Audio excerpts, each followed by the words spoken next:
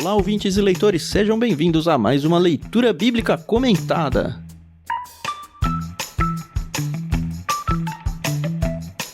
Eu sou o Thiago André Monteiro, @vulgutan, estou aqui como de costume com a Carol Simão e com o Ricardinho pra gente lidar com o capítulo 5 do livro de Oséias. Esse livro delícia, coraçãozinho, que todo mundo só gosta, né? Bom dia pra vocês, tudo bem? Oi pessoal, tudo bem? Aqui é a Carol Simão. Gente, eu não sei se é por causa das pauladas, mas parece que a gente tá nesse livro há tanto tempo. Eu acho que é por causa do fim do ano, Carol. Tem isso também, né? Que a gente tá gravando. Provável. É, isso aí. A gente tá gravando perto do Natal e realmente é aquela sensação, né? De férias chegando. No seu caso, você saiu de férias agora só ano que vem, Carol. Não. No fim ainda. Do Verdade. LBC. Do LBC. E aí, gente? Prazer mais uma vez estar aqui com vocês. E vamos lá para mais algumas pauladinhas do capítulo 5 de Oséias. Ele não vai ser tão tenso quanto o passado, porque ele é menor, só por isso. Verdade. É, exatamente. Só por uma questão de quantidade mesmo. Acabou, acho que é a tinta, né, da pena.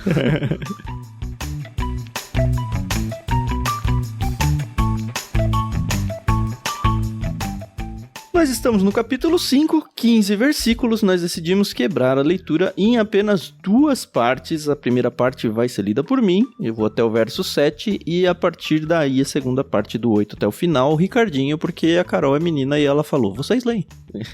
Foi por isso, né, Sim. Carol? Eu fui cavalheira. Ela nos concedeu a vez. Isso aí. Queremos, como sempre, agradecer a Mundo Cristão por emprestar pra gente a NVT, pra gente seguir nesse projeto. Agradecer também a Maria Lídia pela trilha musical que também é emprestada pra gente. E agradecer todo o pessoal que tá com a gente no Discord. Lembrando que no ano que vem a gente, além da leitura bíblica comentada, que é o nosso podcast, a gente vai fazer uma leitura bíblica com vocês, onde as pessoas vão poder comentar e interagir ao longo dessa leitura. Para fazer parte é só instalar o aplicativo Discord e acessar bit.ly/leitura coletiva. Você vai ser jogado para nossa comunidade no Discord, onde o ano que vem a gente vai fazer a leitura da Bíblia, como eu já disse. E a gente tem também várias outras leituras que a gente faz ao longo do ano. Você é convidado para fazer parte, não precisa pagar nada para participar de nada. A gente só quer realmente dividir um pouquinho mais a palavra de Deus com vocês e fazer com que ela de fato entre na vida e na rotina de vocês. Então tenta, né? De repente você não consegue fazer a leitura bíblica inteira ao longo do ano, mas o cronograma que a gente montou vai permitir que você tanto faça a leitura da Bíblia inteira, quanto só do Antigo Testamento, ou só do Novo, ou só Salmos, ou só Provérbios, ou Salmos e Provérbios. Tem algumas variações possíveis de você acompanhar. Então, aproveita aí as resoluções do ano novo para que em 2023 você esteja lá com a gente e sendo incentivado não só por nós, mas por outras pessoas que também farão a leitura. E de repente é só essa mãozinha que você precisa para se aproximar um pouquinho mais de Deus. Nós estamos aqui para ajudar vocês.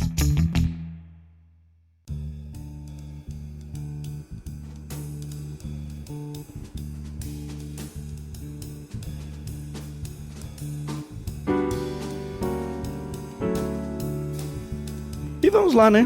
Natal chegando, tá na hora da gente seguir com a leitura de Oséias, capítulo 5, primeira parte até o verso 7.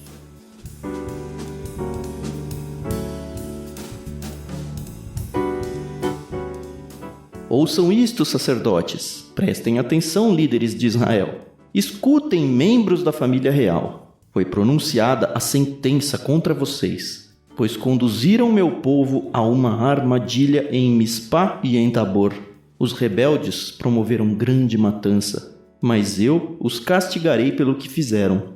Conheço você, Efraim. Não pode se esconder de mim, Israel. Você me abandonou e se prostituiu. Está inteiramente contaminado. Suas ações não lhe permitem voltar para seu Deus. A prostituição domina seu coração e você não conhece o Senhor. A arrogância de Israel dá testemunho contra ele. Israel e Efraim tropeçarão sob o peso da culpa e Judá também cairá com eles. Quando vierem com seus rebanhos e gado para oferecer sacrifícios ao Senhor, não o encontrarão, pois ele se afastou deles. Traíram a honra do Senhor ao gerar filhos que não lhe pertencem. Agora, por ocasião da lua nova, serão devorados juntamente com sua riqueza.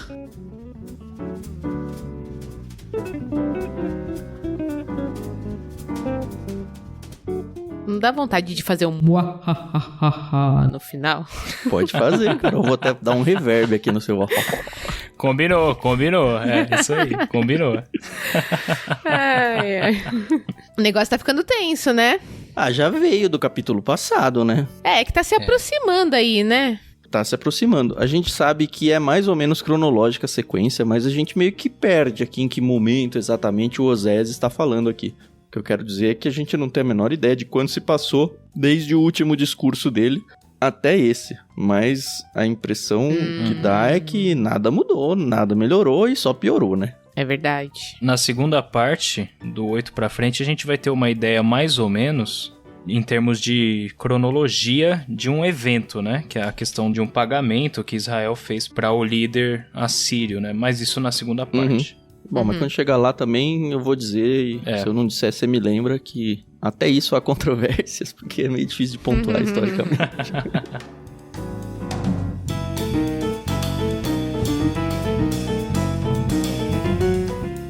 Mas eu acho que a gente não precisa se apegar exatamente a que aconteceu no ano X, no ano Y. Eu acho que a gente ganha muito mais se a gente, primeiro, obviamente, entender o contexto e, principalmente, trazer pra gente, pro nosso contexto e fazer as aplicações necessárias pra gente, né?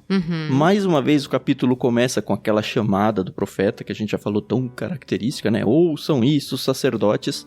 Então, essa mensagem continua sendo direcionada aos sacerdotes. Na verdade, ela é direcionada a 3 grupos aqui, né? Sim. Sacerdotes, que são os líderes religiosos.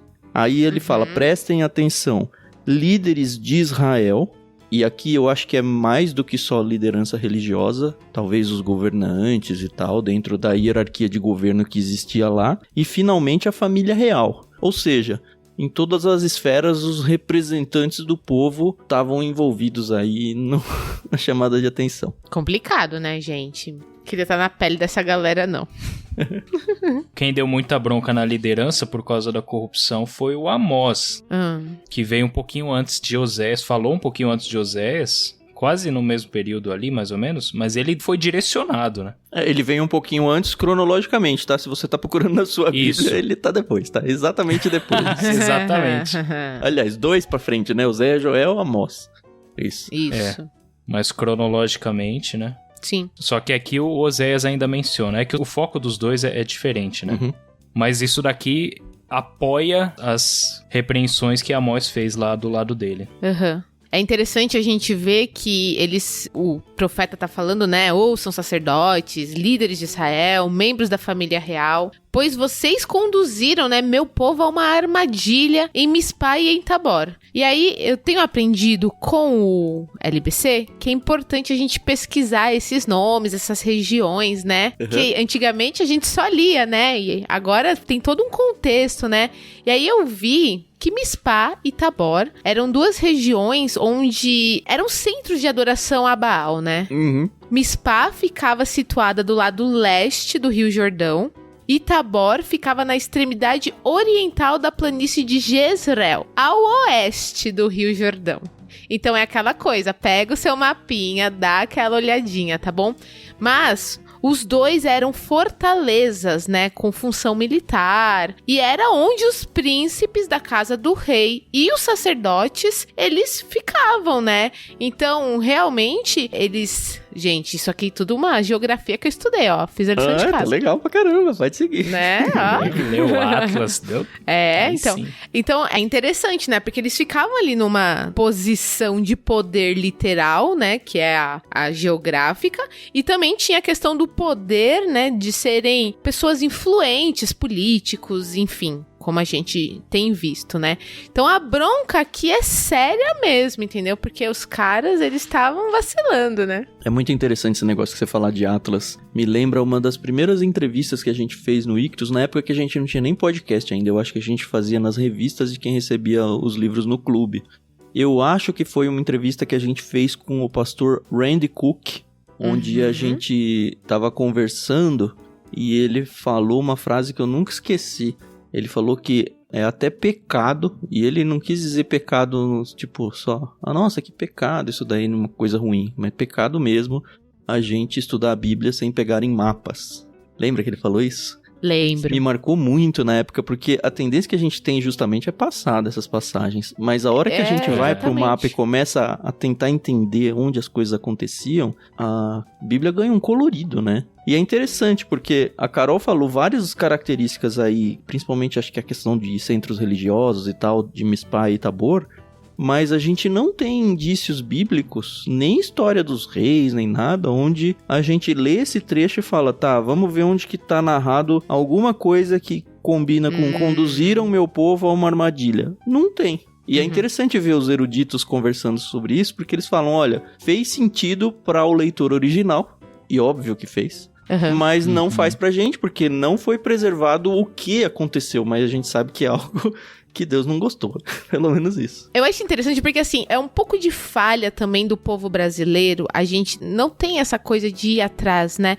Eu não tô falando nem só por causa da Bíblia, tá? Mas a gente aqui no nosso país falta um pouco dessa coisa histórica, entendeu? Não é todo mundo que curte.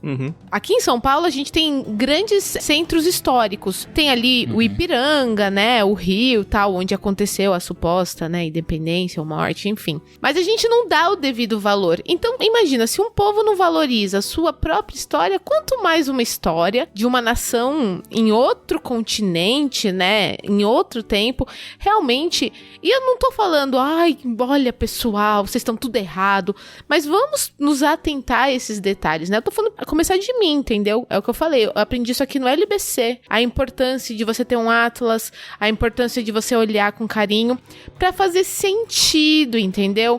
Porque, vou fazer só um parênteses gigante aqui. Por que que Jesus, sendo o Nazareno, ele tinha tanto preconceito, né? Porque a região de Nazaré era uma região que era muito pobre, mal vista, enfim, né? Aí quando você olha aqui em São Paulo, tem aqueles bairros, né, que são os topzeiras, e aí vai caindo no conceito da galera, né? É a mesma coisa, entendeu? Então tem que ter esse feeling, né? Acreditem, faz toda a diferença você ler a Bíblia tendo isso em mente, entendeu? Abrilhanta demais o texto. Então, gastem que seja mais 5 minutos indo até um Google e procurando um mapa da região. Tem, gente, tem aí à nossa disposição. Vamos começar a usar, porque, nossa, abrilhanta demais. 20 anos atrás não tinha Google, né, pra pesquisar. Era muito mais complicado. Você tinha que ter livros, biblioteca e tal. Hoje você tem o Google na sua mão, cara. Usa aí. Exatamente. Fim do parênteses. Tá bom.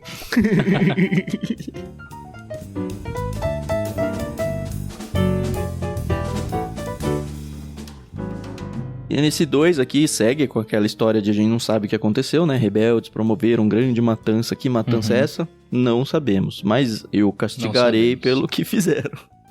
A gente já falou outras vezes também, mas acho que nunca é demais falar, né? Aqui ele diz, conheço você, Efraim, não pode se esconder de mim, Israel. Efraim, ela era uma das tribos do norte, talvez a principal, e no texto normalmente se usa como um nome que representa Israel.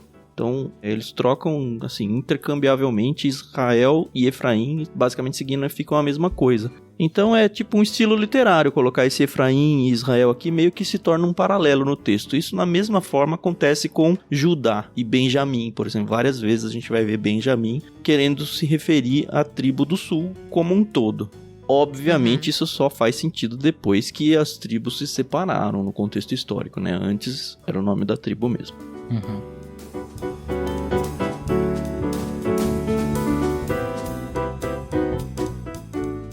E é engraçado, né, como o povo aqui gosta de uma prostituição, né? Nossa, que pecado escravizante, né?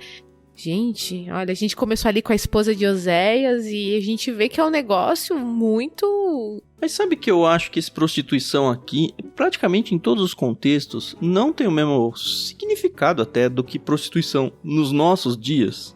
Óbvio que tem envolvido a tal da prostituição cultural, né, as prostitutas cultuais, mas eu acho que é muito mais a prostituição no sentido de adorar outros deuses, você se prostituiu com outros deuses, você me traiu com outros deuses e se prostituiu com ele, você foi pra farra com eles.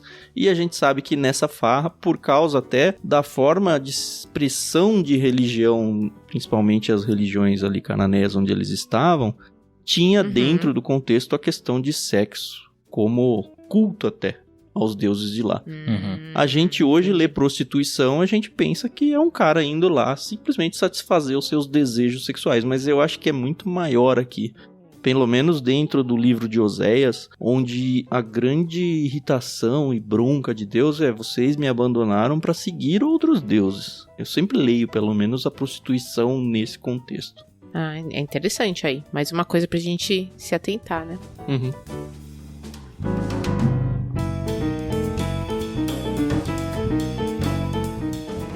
Eu acho que a sua menção, Carol, foi por causa do versículo 4, né? Isso, exatamente. Aham. Eu acho legal que o fato da prostituição dominar o coração do povo naquele momento traz a consequência deles não conhecerem o Senhor, né? Eles se tornaram um povo que conhecia os deuses da prostituição, os deuses da fertilidade, né?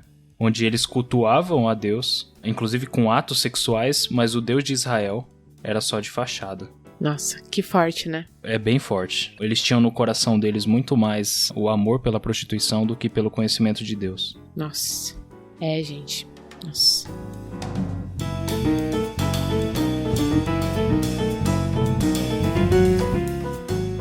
E quando a gente chega nesse verso 4, que eu acho muito pesado, né? Olha só. Suas ações não... Suas, né? As pessoas estão tomando a bronca, né? Suas ações não lhe permitem voltar para seu Deus. Só esse trecho assim já é assustador para nós, época pós-Cristo, onde a gente tem toda aquela ideia de sempre dá para buscar Deus, sabe? Deus sempre está de braços abertos para nos receber. E tudo isso que nós realmente ensinamos, né? No entanto, a gente abre um livro de Oséias e fala: suas ações não lhe permitem voltar para o seu Deus. Olha, tá fechada a porta. A prostituição domina seu coração e você não conhece o Senhor. Que é meio que... Por que você não pode voltar? E aí eu comecei a levantar vários textos bíblicos. De verdade, tem vários. Eu vou ler para vocês Jeremias 13, 23. Também é um outro contexto de profeta. Então isso ajuda a aproximar ainda mais o contexto, né? Lá ele diz o seguinte: acaso o etíope pode mudar a cor da sua pele? Pode o leopardo tirar suas manchas? De igual modo, você é incapaz de fazer o bem, pois se acostumou a fazer o mal. Eu acho que quando Deus realmente diz: olha, suas ações não permitem que você volte para o seu Deus, quer dizer que essa necessidade deles por Deus estava tão entranhada neles que era impossível mudar, como as manchas de um leopardo, sabe? Não dá, é da sua natureza fazer isso. E se a gente for trazer para os nossos dias, o pecado na nossa vida é da nossa natureza também. É impossível a gente não pecar por nossas próprias forças. Ou seja, nada mudou do Antigo para o Novo Testamento nisso. Por mais que a mensagem de Cristo pareça diferente dessa mensagem de suas ações não lhes permitem voltar para seu Deus, e hoje a gente fala: não, dá sim. A questão é que, se não tiver uma intervenção divina dentro da nossa natureza, não dá, porque a gente só consegue ir atrás do mal. É como se alguém viesse oferecer pra gente, numa mão uma coisa boa, numa mão uma coisa ruim, e falar: escolhe. Só que a gente só tem, intrinsecamente, a capacidade de escolher a ruim. Por mais que a pessoa ofereça a boa e a ruim, 0 pessoas no universo de pessoas que existem no mundo vão escolher a boa, porque ela só é capaz, como ser humano da sua própria natureza, de escolher a ruim. E aí, então, ninguém vai escolher a Deus? Vai, mas a partir do momento em que o próprio Deus abriu os olhos daquela pessoa para que ela tenha aquele espasmo e falar: olha, tem esse outro aqui que é bom. Mas se Deus não desvenda os olhos, a gente sempre vai escolher o ruim. Ai. Ô, Tan, quer dizer que a gente não tem livre-arbítrio? Ó, Carol, eu não queria usar esse termo aí, porque devagarzinho a gente vai incutindo na cabeça das pessoas um conceito sem trazer um termo nome, teológico, né, que vai assustar todo mundo. Mas a ideia é a gente passear por aí se acostumando com esse princípio, até que um dia a gente vai bater o martelo e falar: viu só como você já acreditava e nem tá pensou vendo? Isso? Né? É só uma questão de didática.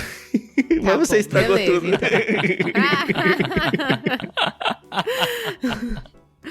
Ai. Desculpa, pessoal, desculpa. Adiantando as aulas de vários anos. Né? Não é não?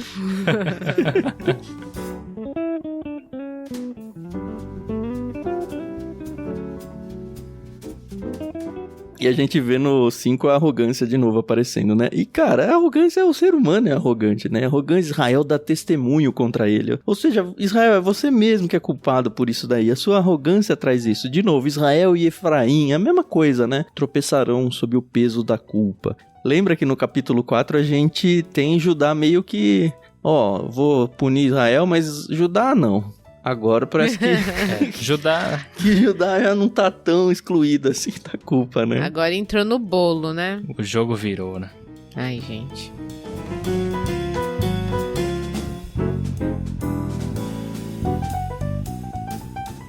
É legal a consequência, né, da arrogância, tá no versículo 6 aí. Eles vão procurar os rebanhos, né, pra oferecer o sacrifício. Mas não vai ter. Eles não vão achar. Exatamente. Lembra que semana passada a gente até falou, né, que os sacerdotes gostavam, né, quando o povo ia fazer sacrifícios, né? Uhum. Mas aí a gente tem vários textos de novo, né? Tem um Isaías muito famoso, mas hoje eu quero ler com vocês em 1 Samuel 15, eu vou ler os versos 22 e 23. Olha só. Samuel respondeu: o que agrada mais ao Senhor, holocaustos e sacrifícios ou obediência à voz dele? Ouça, a obediência é melhor que o sacrifício e a submissão é melhor que ofertas de gordura de carneiros. A rebeldia é um pecado tão grave quanto feitiçaria, e persistir no erro é um mal tão grave quanto adorar ídolos. Assim como você rejeitou a ordem do Senhor, ele o rejeitou como rei. Aqui Samuel tá falando com Saul, né? Uhum. Mas o princípio por trás tá muito embrenhado nesse verso que o Ricardinho releu aí no 6, porque o que estava acontecendo? Cara, o povo tá totalmente perdido, tá se prostituindo com outros deuses, tá se entregando a outros cultos e tudo mais, e ainda assim eles vêm ofertar a Deus, sabe? Trazendo pros nossos dias, tudo dá pra trazer pros nossos dias, né? É como aquela pessoa que vai à igreja e ali parece tudo cheirosa, bem bonitinha, arrumadinha, oferta, dá o dízimo, caramba. Só que não faz nada na vida dela, assim. Não tem transformação de vida. E acho que a resposta de Deus pra essas pessoas é exatamente a mesma. Cara, não me interessa a liturgia, você obedecer isso como se fosse algo legalista, sabe? Eu quero que seja orgânico. Exatamente. Eu quero que essa adoração, ela brote de uma vida transformada. Sim. Não quero isso à toa. E, inclusive, eu vou fechar os olhos. A gente tem um exemplo de Caim, né? Exato, tem vários exemplos na Bíblia. Uhum. Essa de Caim é boa, muito boa, porque muita gente não entende a história de Caim. O que aconteceu? Verdade. Explica aí agora, Carol, que você trouxe aí, ó. Tá bom. Caim, ele era um lavrador e pegou a colheita, o fruto, né, do trabalho dele e entregou pra Deus como sacrifício. Só que Deus não aceitou o sacrifício dele, né? Porque é isso que a gente tá falando, né? Ele tava fazendo isso por fazer, né? Não... Pro forma, né? Exato. Não tinha aquela... Puramente pela forma. Exato. Não tinha... O coração dele não tava ali, né? E é engraçado que as pessoas falam, né? Ai, Deus quer o coração. Entendeu? Ele quer o seu coração. Mas quando ele tiver o seu coração, ele vai ter você inteiro, entendeu? Então a gente tem até que tomar cuidado. E eu gostei muito do texto que o Tan falou, porque fala, né, da ignorância, né, que você não é mais ignorante, entendeu? Você já tem conhecimento, você já sabe, e você vai continuar errando. E é forte porque ele compara a feitiçaria, né? Pensa hoje em dia até, tá? Você cristão, fala, eu fui acusado de feitiçaria. Cara, isso é muito sério, assim, pra um cristão, você fala, não, você tá mexendo com essas coisas. Só que quando você compara a rebeldia, o que é rebeldia? É esse pecado deliberado. Eu sei que é pecado, mas vou fazer assim mesmo. E esse a gente faz. E tudo bem. Só que aqui, a rebeldia é um pecado tão grave quanto a feitiçaria. Persistir no erro, que é a rebeldia de novo, né? É um paralelo de novo. É um mal tão grave quanto adorar ídolos. Então hoje, se você tá em pecado, sabe o que você tá fazendo é pecado, e isso tá tudo bem... eu sei que Deus não gosta disso aqui, mas vou fazer mesmo assim. E, cara, pensa numa listinha. Eu vou pensar em 3 coisas muito simples aqui. Muito simples mesmo. Colar na escola, na prova. Muito simples. Você ter problema, sei lá, com pornografia. São coisas que antes de fazer, você sabe que o que você vai fazer é pecado. Mas você fala, não, tudo bem, eu vou fazer isso mesmo. A terceira é sonegar impostos. Que são 3 áreas super diferentes. Mas que você não tem como antes falar, escorreguei, sabe? Não tem. Óbvio que tem muitos pecados que a gente se dá conta desse pecado depois e pede perdão. Então, agora, se você já a priori sabe que é pecado, olha pra Deus e fala, Deus, vou fazer mesmo assim, depois eu peço perdão, depois eu ofereço uma coisa aqui pra você, depois eu faço uma doação pra igreja, ou sei lá o que. É Deus falando, ó, eu fechei a porta, eu não vou receber. Você pode até doar, você pode até ofertar, você pode até orar. Eu não vou ouvir a oração. Esse dinheiro foi para uma instituição aí chamada igreja, ou seja, lá para onde você deu, mas no meu altar não entrou. E de novo, por isso que ele fala, é melhor obedecer do que sacrificar. Exatamente. E isso tá recorrente muitas vezes na Bíblia. Deus está interessado no nosso coração. Então, assim, pensa num cenário, uma pessoa que tem posses, tá? Vou pensar na oferta física de novo, dinheiro. Uma pessoa que tem posses, ela não tem o coração voltado ao Senhor e ela é super desapegada ao dinheiro e oferta pra caramba. Ela vai abençoar ministérios? Muito provavelmente vai. Deus está se agradando disso? Não, porque Deus não precisa do dinheiro dela. Deus precisa da vida dela.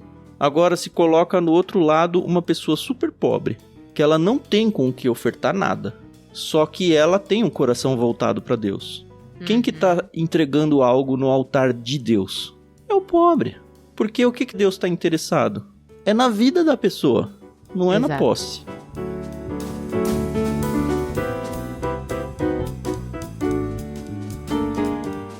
O final ali, o versículo 7, já avançando aqui, né? É interessante, tem uma sentença interessante aqui, né? Traíram a honra do Senhor ao gerar filhos que não lhe pertencem, agora por ocasião da lua nova. Serão devorados juntamente com a sua riqueza. No início a gente fica meio bugado, né? Como assim, filhos que não te pertencem? Se o filho é seu, né?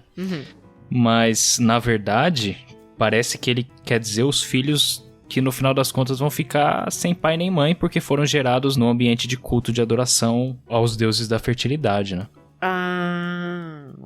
Eu tinha lido esse não lhe pertencem como não pertencem a Deus. Será que é a eles? Nossa, agora você Acredito me bugou que aqui, é viu? a eles mesmos. Porque o que eu pensei era os filhos bastardos, que nasceram por causa dessa prostituição aí sim, sexual, por causa dos cultos a outros deuses e tal, eles não são meus. Mas talvez seja isso mesmo, viu? Não sei, agora eu preciso olhar com calma. Talvez nos dois sentidos faça sentido, né? Pode ser. E a princípio essa lua nova eu tava pensando que era algum tipo de festividade dentro dessas religiões pagãs, mas parece que não. A lua nova era uma época de festas para os israelitas. E aí ele conversa com o versículo anterior, do tipo, olha, não adianta nada você vir fazer festa pra mim aqui, porque você não tá com o coração voltado pra mim. Isso mesmo. E os caras faziam festas, eu li isso e eu achei bem interessante. Quando eles faziam essas festas, normalmente, eles buscavam algum tipo de aprovação divina, né? Sim. Por meio da festa, até porque a festa fazia parte de uma cultura de adoração. Sim. Era uma liturgia, né? O próprio Deus tinha instruído essas festas. Exatamente. Mas nesse momento aqui, o efeito é exatamente o contrário. É interessante como a cultura se volta, assim. Sim, verdade. Tudo por uma questão de adoração, né? Exato. Como vocês já enfatizaram.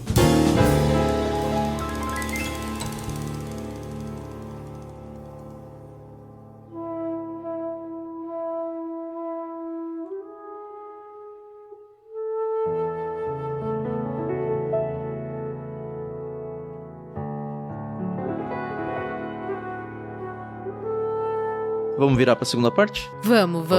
Mais geografia, bora. Você tá empolgado e nem é você que vai ler, cara? Então. Mas é que eu estudei, entendeu? Aí tem que mostrar toda a minha expertise. Entendi. Então, Ricardinho, você lê e a gente fica quieto só pra Carol dar aula dela. Vamos ouvir. Professora Carol. Vamos lá.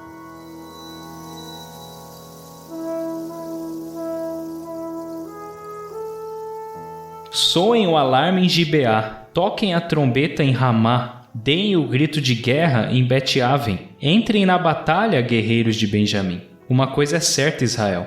No dia do seu castigo, você se tornará um monte de ruínas. Os líderes de Judá são trapaceiros e ladrões, por isso derramarei minha ira sobre eles como água. O povo de Israel será esmagado e quebrado por meu juízo, pois está decidido a adorar ídolos. Destruirei Israel como a traça acaba com a lã. tornarei Judá tão fraca quanto madeira podre. Quando Israel e Judá viram como estavam doentes, Israel se voltou para a Síria, para o seu grande rei, mas ele não foi capaz de curá-lo, pois serei como um leão para Israel, como um leão novo e forte para Judá, e os despedaçarei, e os levarei embora, e não sobrará ninguém para resgatá-los. Então retornarei a meu lugar, até que reconheçam sua culpa e voltem para mim.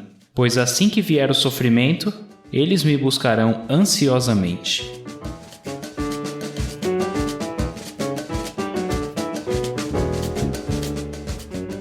Vai lá, Carol, brilha aí. Aulas e palestras com a professora Carol. Sei, né, agora. Não, mas olha que legal. De verdade, faz muito sentido depois que você, mais uma vez, vai no mapa. A gente aqui tem que lembrar que Israel e Judá eram duas nações diferentes. Era igual, mas diferente. Reinos separados. Isso. Né? E aqui, o Ricardinho começou lendo: soem o alarme em Gibeá, toquem a trombeta em Ramá. Gibeá e Ramá eram duas cidades que ficavam em cumes de montes e ficavam em Judá. E ficavam bem na divisa ali com o norte de Benjamim. Estão pegando? Uhum. É uma pena que podcast não tem imagem, né? Porque sua mão aqui tá desenhando tudo, né?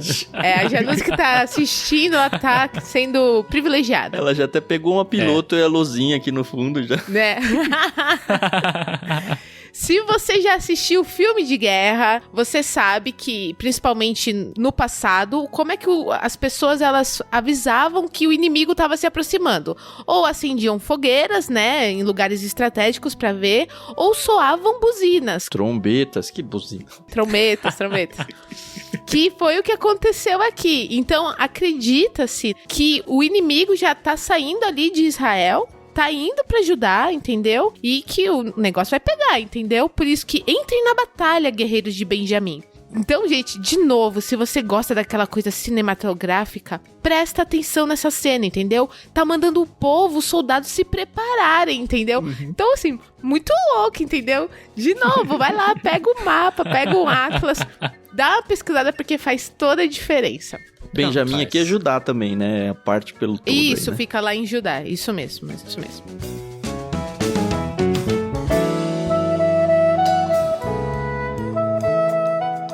Tem até uma discussão, né, interessante. Por que o Oséias resolveu dar um alerta pro povo de Benjamim? Sendo que, até aqui no livro, pelo menos, a maior parte esmagadora é crítica ao norte. Sim. Uhum. E aí tem até gente que fala, não, Benjamim, por estar ali na divisa, né, essas 3 regiões, inclusive, o Benjamim de alguma forma já tinha se juntado ao Reino do Norte e tal, não sei o quê. Lógico que isso daí é discussão, né? Uhum. Mas é bem curioso mesmo, né? Como no decorrer do livro, ele vai colocando Judá na conversa, né? O lado do sul de Israel na conversa aqui. Uhum. Aparece Bet-Aven de novo, a gente já viu no capítulo passado, né? Bet-Aven como um outro nome para Betel. Bet-Aven de novo significa casa da perversidade e Bet-Aven ficava no sul do Reino do Norte. Então são 3 locais, como a Carol falou, muito próximos ali, se conversando por trombetas por questão de guerra, né? Sim. Ameaça, algum tipo de ameaça, né? Isso. Pelo menos.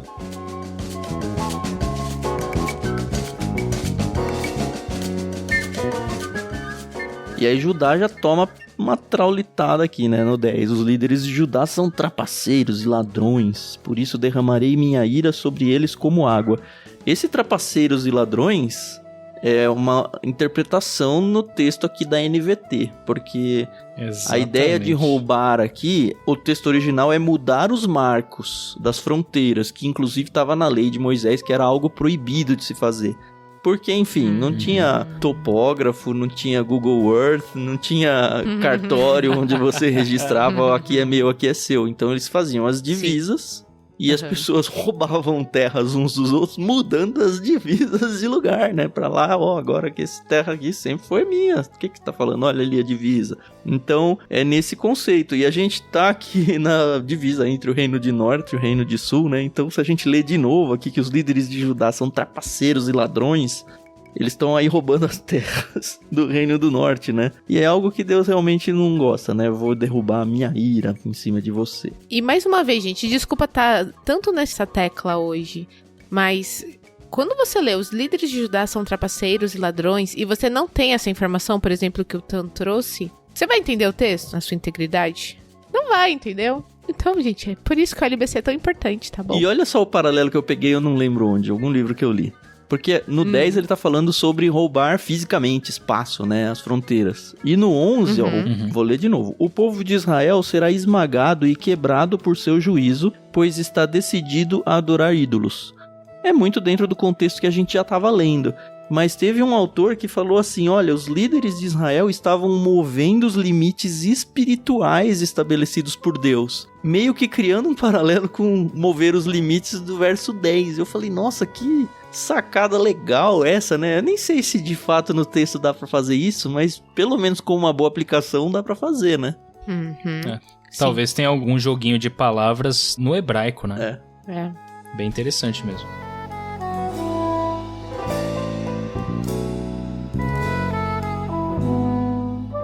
Bom, aí tem juízo pra Judá, e no 12, juízo pra Israel. Destruirei como traça, que acaba com a lã. Judá, os dois, né? Israel é traça pro tecido e Judá é tão fraca quanto a madeira podre, né? Assim, as duas coisas comuns do dia a dia deles que claramente não podiam apodrecer e de fato estava apodrecendo. E aí, nessa parte, eu vi que é muito interessante que a traça e essa podridão, elas indicam uma destruição lenta e silenciosa, né? As traças, elas se alimentam de roupa, né? E os bichos, o cupim come a madeira e tal. E aí, depois, a gente vai ver no verso 14, que o Senhor virá como um leão. Mas, primeiro, como a traça, de maneira bem silenciosa, lenta e gradual. Olha, eu achei esse estudo, bibliotecabiblica.blogspot.com. Você está de parabéns, tá bom? É do Ricardinho, né? Já pensou? Não é, né, Ricardinho? Não é, não. Não é, não. Infelizmente.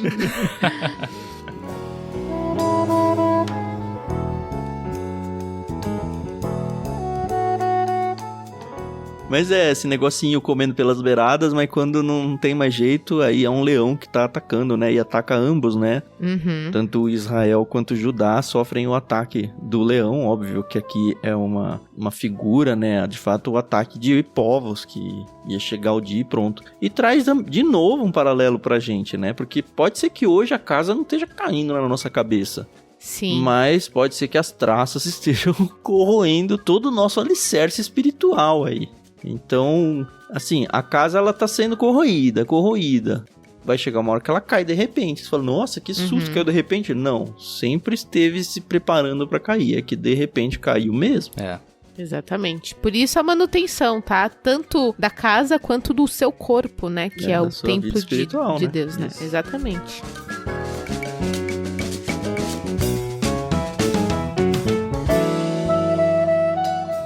No 13, a gente tem aquilo que eu fiquei de te lembrar, né, Tan? Ué. A questão de Israel e Judá se voltarem pra Síria, pro seu grande rei. Só que esse grande rei não foi capaz de curá-lo, mesmo que Israel tivesse feito alguma coisa aí, né?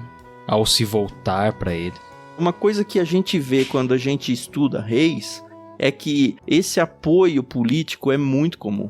Então, várias vezes eles buscam ajuda da Síria, da Assíria, do Egito. Então, por mais que a gente não entenda muito bem qual foi o caso que deu causa à palavra de Oséias aqui, foi algo que eles falaram, olha, nós vamos buscar ajuda de estrangeiros. No caso aqui, a Assíria. Só que a gente percebe que isso ofende demais Deus, né? Deus fala, vocês tinham que buscar auxílio em mim. E em outros textos de outros profetas vai falar também a mesma coisa. Ah, vocês vão buscar auxílio lá com o Egito. Meu, o Egito é uma cana quebrada, sabe? Ele vai usar algumas ilustrações assim pra falar, cara, eu que sou seu Deus. Vocês têm que buscar o refúgio em mim. Sou eu que vou proteger vocês. E aí, nesse trecho aqui em Oséias, a gente vê, olha, eu vou trazer um leão aí, né? Eu vou ser como um leão para Israel e vou ser um leão para Judá. Eu os levarei embora e não sobrará ninguém para resgatá-los. Ou seja, vocês não estão buscando auxílio em mim? Eu vou causar a destruição em vocês. E é muito interessante o finalzinho, né? Porque, de novo, a gente fala, pô, mas só pedrada, né? Só pedrada. Mas aqui já tem um que não é, né? Já tem um quê de Deus explicando as suas ações. Não é pura e simplesmente porque Deus quer vingança, sabe? Olha só. pois assim que vier o sofrimento, eles me buscarão ansiosamente. Então a gente percebe que por trás de tudo, o que Deus quer? A transformação de coração que nunca aconteceu, sabe? Exato. Eu quero que você entenda que sou eu que sou o seu protetor. Eu que sou o seu Deus. Então, hoje você não tá entendendo, você tá indo atrás de outras nações para tentar te proteger. Eu não só não vou permitir, como eu vou promover algo muito ruim para vocês, para que vocês não tenham mais para quem correr além de mim. Nessa hora eu volto a ser o Deus de vocês. Então, assim, não deixa de ser uma mensagem final de esperança, né? Talvez só meio versículo ali, mas é uma mensagem de esperança. Tá bom, tá na Bíblia, muito entendeu? Objetivo.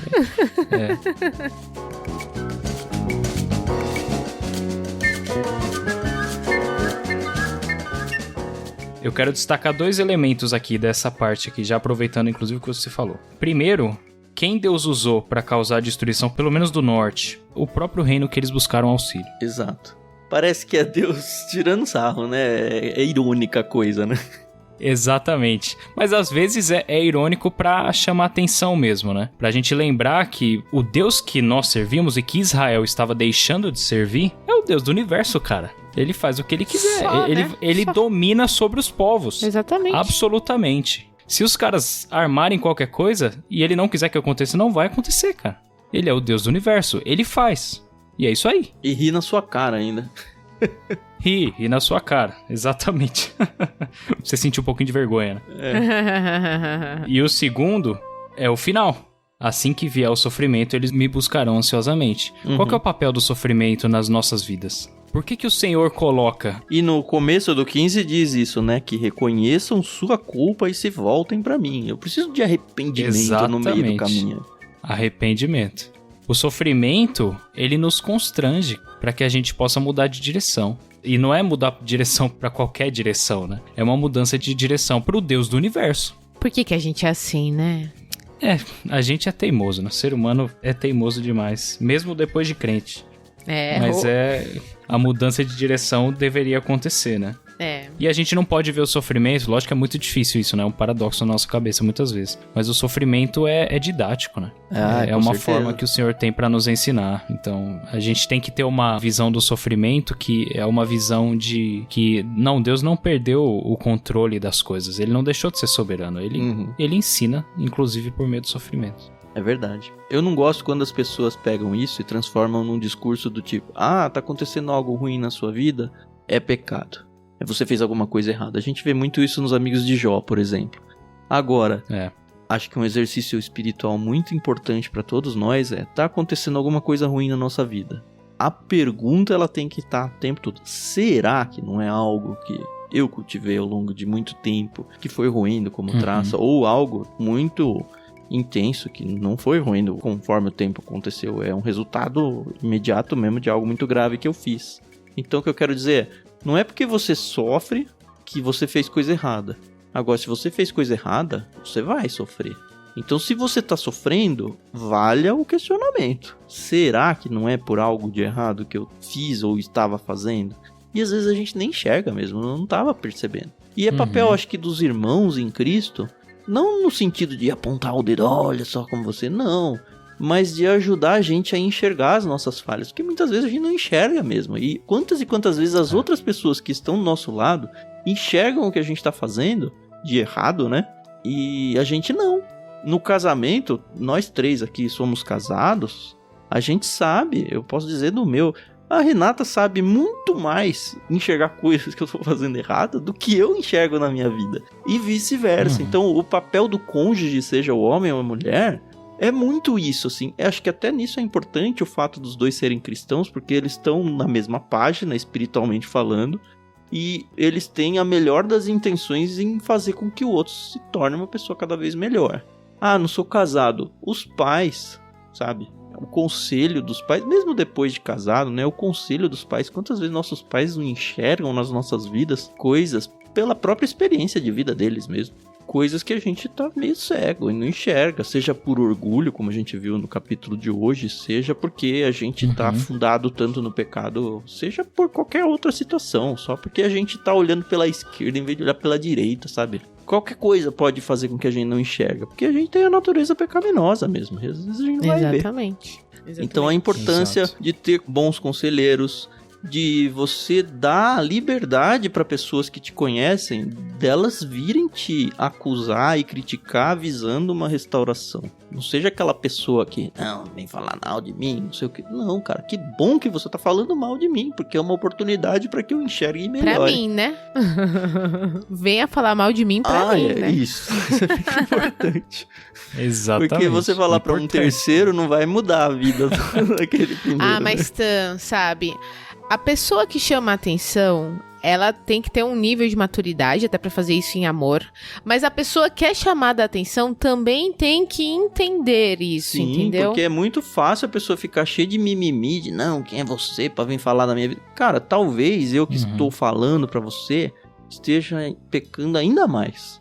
Isso é um problema que não deveria acontecer, mas não muda o fato de que eu tô enxergando um negócio que tá errado na sua vida, sabe? Exatamente. Em vez de você me dar o troco, é assim, você tem que dar o troco lá na frente, não pelo troco, mas porque você tá enxergando algo errado na minha vida que também precisa. Então, é o tal do como um ferro afia o outro, né? Os dois se desgastam e dói se eu ouvir alguma coisa errada, mas se a gente tem em amor essa ideia de que, puxa, eu preciso de pessoas que me ajudem a melhorar e eu também posso ser um instrumento de melhora na vida das outras pessoas, por que a gente não vai se afiar mutuamente? E a igreja tá aí pra isso, né? Exato. Tem alguém ouvindo aí que não tá indo pra igreja, vai pra igreja. Porque a igreja tá aí pra isso. Sim, sim. Mas é bem isso mesmo.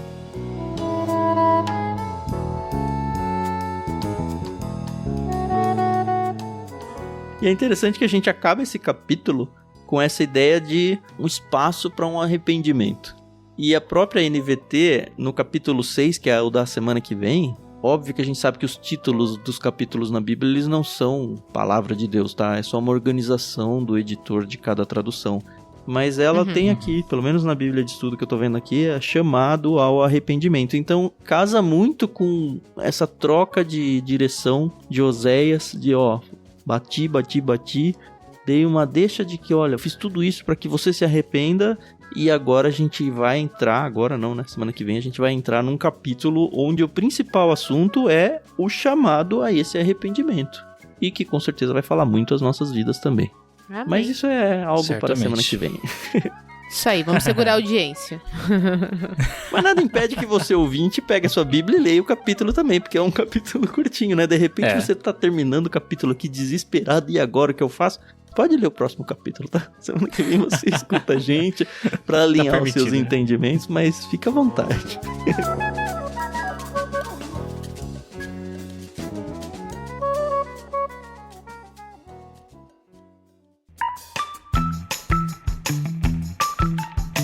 Beleza, acho que encerramos, né?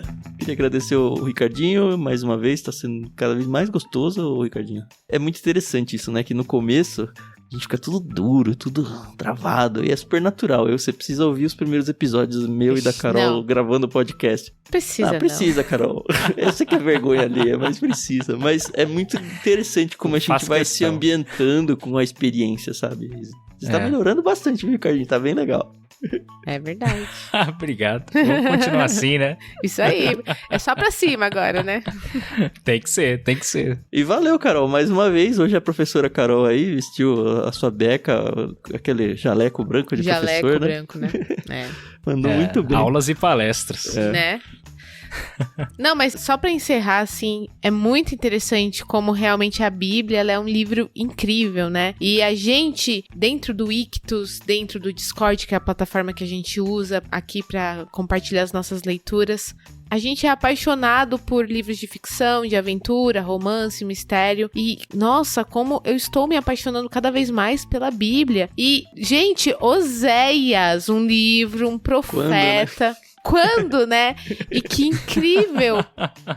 A Bíblia realmente ela é inspirada por Deus, porque abrilhanta aí a nossa vida cristã. E espero de verdade que se você chegou até aqui, que você compartilhe esse episódio. E você, quando for compartilhar, você fala, olha que legal, olha que interessante, que profundo, entendeu? Porque não é só aquela coisa, legal, beleza, tocou a trombeta, tá bom, Tem todo um contexto, sabe?